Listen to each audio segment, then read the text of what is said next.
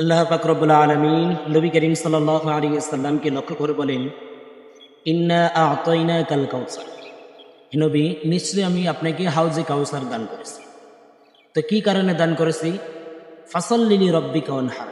আল্লাহ পাক রব্বুল আলামিন বলে যে তার শুকরিয়া স্বরূপ আপনি নামাজ আদায় করুন ও কুরবানি করুন।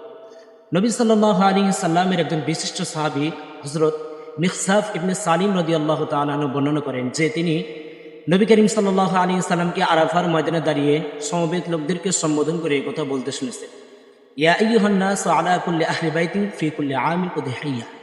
হে লোক সকল, তোমরা জেনে রাখো তোমাদের প্রত্যেক সামর্থ্যবান পরিবারের উপর আল্লাহ তাআলাই কোরবানি ওয়াজিব করেছেন। আল্লাহ পাক রব্বুল আলামিন যাদের সামর্থ্য নেই তাদের উপরে কোরবানিকে ওয়াজিব করেন নাই।